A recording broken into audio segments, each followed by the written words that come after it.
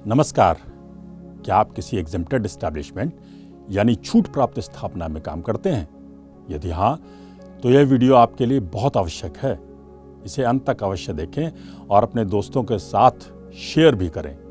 यदि आप चैनल पर नए हैं तो कृपया इसे सब्सक्राइब कर लें और बेल आइकन भी प्रेस कर दें ताकि आपको हमारे नए वीडियोस का नोटिफिकेशन मिलता रहे। पिछले 2 वीडियोस में हमने आपको बताया था कि एग्जम्पशन क्या है और कोई स्थापना इसे कैसे हासिल कर सकता है और सरेंडर ऑफ एग्जम्पशन की प्रक्रिया क्या है।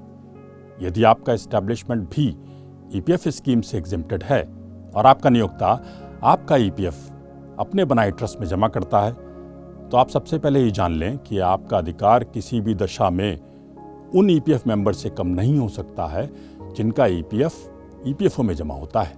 आप जब किसी कंपनी में ज्वाइन करते हैं तो आपको एक ईपीएफ अकाउंट नंबर अलॉट किया जाता है जो आपके यूएएन से लिंक किया जाता है। यह यूएएन भी नियोक्ता द्वारा ही जनरेट किया जाता है।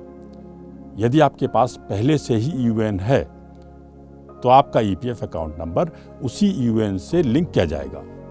आपको चाहिए कि नौकरी ज्वाइन करते समय नियोक्ता को यह यूएएन फॉर्म 11 में बता दें।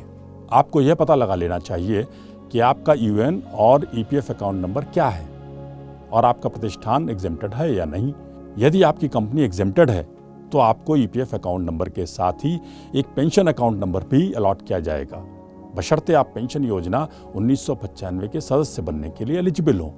आपके वेतन से काटा गया 12% ईपीएफ अंशदान कंपनी द्वारा बनाए गए ईपीएफ ट्रस्ट में जमा किया जाएगा।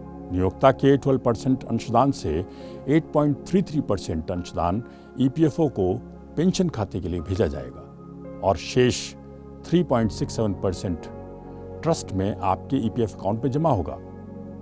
लेकिन यदि आप पेंशन योजना के सदस्य बनने के लिए एलिजिबल नहीं हैं तो पूरा 12% अंशदान ट्रस्ट में आपके ईपीएफ खाते में जमा किया जाएगा। आपको चाहिए कि आप कंपनी द्वारा बनाई गई ईपीएफ स्कीम की प्रति हासिल कर लें और उसे पढ़कर ही जान लें कि आपके अधिकार क्या हैं। नियोक्ता द्वारा इसे नोटिस बोर्ड पर प्रदर्शित किया जाना अनिवार्य है। ईपीएफओ की स्कीम में कोई ऐसा संशोधन किया जाता है जो ट्रस्ट की योजना से ज्यादा लाभकारी है तो वह ट्रस्ट के सदस्यों पर भी स्वमेव लागू होगा। कोई भी नियोक्ता या ट्रस्ट स्कीम में कोई परिवर्तन आरपीएफसी की मंजूरी के बिना नहीं कर सकता। आमतौर पर आपको अपने ईपीएफ से सेवाकालीन आवश्यकताओं के लिए वे सभी एडवांस मिलते हैं जो ईपीएफओ में मिलते हैं, यानी चिकित्सा, शिक्षा, गृह निर्माण, विवाह आदि के लिए आप अपने पीएफ खाते से आंशिक निकासी ले सकते हैं। सेवानिवृत्ति पर आप पूरी राशि निकाल सकते हैं। यदि आप नौकरी छोड़कर किसी दूसरे प्रतिष्ठान को ज्वाइन करते हैं तो आपको अपना पीएफ नए अकाउंट में ट्रांसफर कराना होगा।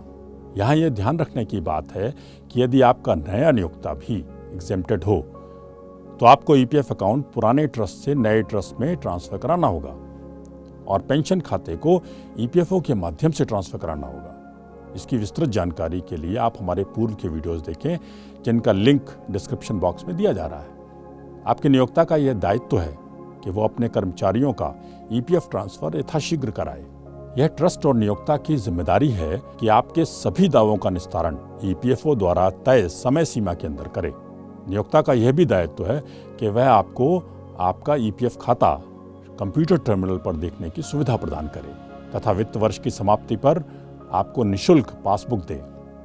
यह ध्यान रहे कि एग्जम्पशन का प्रावधान कर्मचारियों को बेहतर सुविधाएं प्रदान करने के लिए किया गया है। अतः यदि आपका प्रतिष्ठान ऐसा नहीं कर रहा है तो आप अपनी शिकायत अपने नियोक्ता और बोर्ड ऑफ ट्रस्टी से कर सकते हैं। वहां समाधान ना होने पर आप अपनी शिकायत संबंधित आरपीएफसी को ईमेल या ईपीएफआईजीएमएस पोर्टल पर भेज सकते हैं। ईपीएफओ की कोशिश है कि अपने सभी सदस्यों को सर्वोत्तम सेवाएं प्रदान करें। आप भी जागरूक बने और सामाजिक सुरक्षाओं का भरपूर लाभ लें। जय हिंद।